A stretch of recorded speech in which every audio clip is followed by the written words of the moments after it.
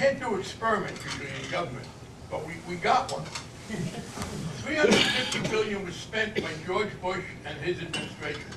Now I hope we're going to see 350 billion spent. By the way, most of this money comes back as they spent, but allocated. We're going to see 350 billion that the Bush people spent. We're going to see 350 billion that the Obama people spent. I guarantee you that the American people are going to see fairly soon that we did it in a way that was more popular and more effective economically.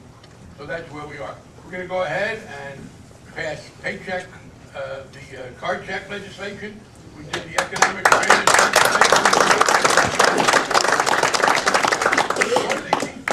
They succeeded to a great extent in the private sector in busting unions, and the American economy has suffered because you have such a wage inequality gap. You know, they say to me, well, we got to do more to have the average American save. Why doesn't the average American save? Very simple. He hasn't got any money. What the hell are you going to save when you don't have any money at the end of the month? What are they going to save? Stamps? I mean, the fact is, they don't make this connection. That when you don't pay the average worker, by the way, the guy who got it right, and these people don't understand it, was old man Henry Ford back in the 20s. He's the one who said, when he started making automobiles, he would pay $5 a day, which by then was a lot of money, because we got some manufacturers today who think he was right. They're ready to pay $5 a day. Thinking they can hire some illegal immigrants who can't complain when they're not given what they're legally entitled to in terms of overtime and safety, etc. And some of the other businessmen said to Henry Ford, "What's the matter with you? Why are you paying those people so much money?" And he said very simply, "If I don't give them the money, who's going to buy the cars? You can't have mass production without mass consumption. These people have succeeded too much." So I am, yes, we're in a terrible economic situation. But the fact is that we're now given a chance. We didn't want it. I wish this hadn't happened.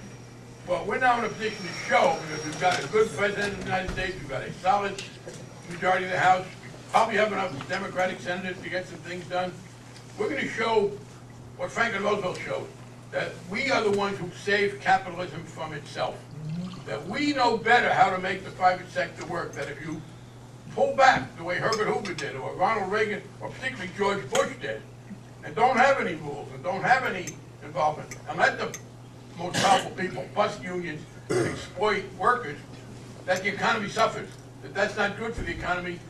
That may be good for handful of people, but even they now understand they're worse off.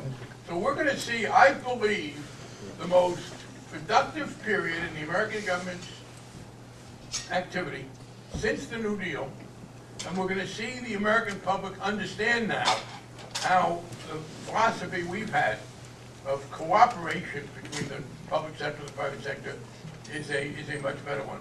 And I will obviously be in a position to play a significant role in this. I very much appreciate what you're doing. We will also be putting some rules in place on, there are going to be some regulations on credit default swaps and collateralized debt obligation derivatives. And I just wanted to tell you one thing. If you don't fully understand credit default swaps or collateralized debt obligation derivatives, do not feel inferior. Neither did the people who were using them. Among the people who have said, I don't understand these things, is Warren Buffett.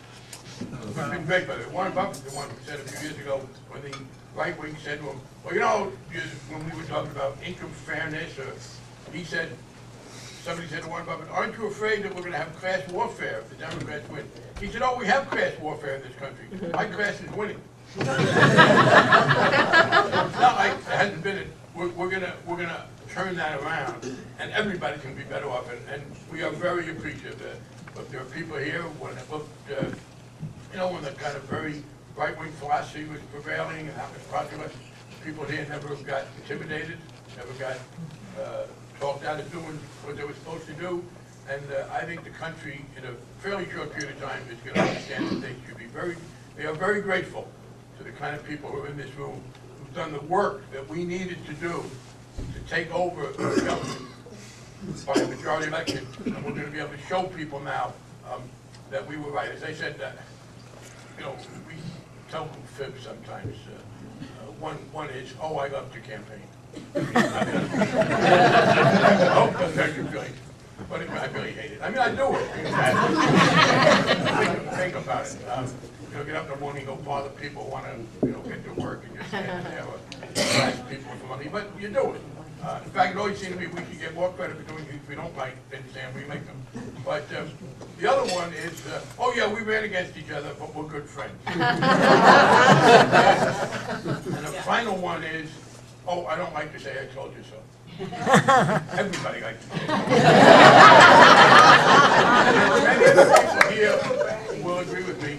It's one of the few pleasures that gets easier and better with age. And we Democrats who have believed, as we have believed, that this country works best when there's a recognition of the importance of the private sector and the public sector, we're going to be telling people a big fat "we told you so," and I think it's going to turn out very well. Thank you.